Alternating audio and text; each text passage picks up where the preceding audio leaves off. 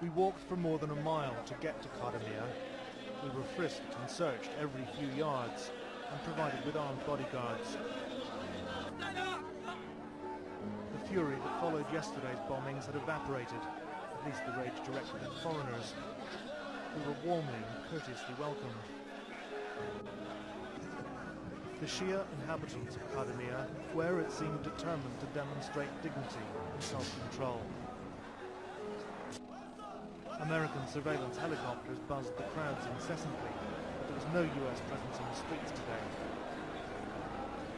When we got within eyeshot of the shrine, thousands filled the street. In an act of defiance against the bombers, some persisted with their ritual processions, mourning of the Shia martyr Hussein, which would ordinarily have finished yesterday.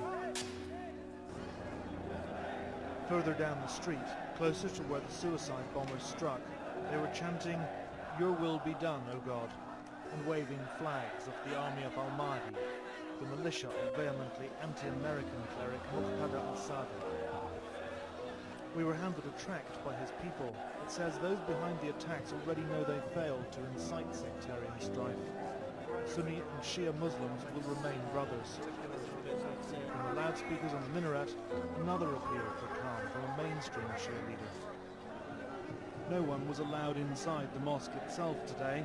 Instead, they prayed in makeshift pavilions around the outer walls of the shrine. Guards, all armed with Kalashnikovs, kept a watchful eye on the entrance to the shrine itself, which had been cordoned off.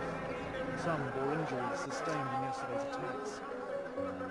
Well, this is the very spot where one of yesterday's bombs went off, and although the situation down here is highly charged today, it does seem that the response from Shia leaders, and this is the latest appeal, indicates that so far these people are not inclined to fall into the jihadi trap and seek revenge on their Sunni brothers. Our bodyguard Hussein was a few yards away from the bombs yesterday. He too was remarkably composed considering what he must have been through. He described the panic, then said there's no problem between Sunnis and Shia in Iraq. Those who did this were terrorists, he said. It was pure evil. In a nearby courtyard, we meet a representative of the radical religious leader Muqtada al-Sadr.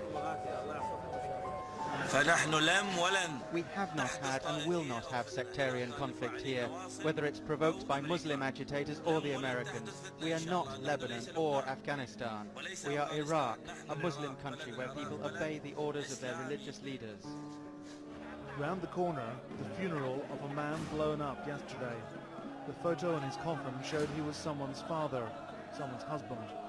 He was killed on the very day that Shia commemorate the martyrdom of Hussein, symbol of their centuries-long struggle for justice. The three-day mourning period has meant today's signing of a temporary constitution has been postponed. Politicians are determined that violence will not delay the transfer of power from occupation forces.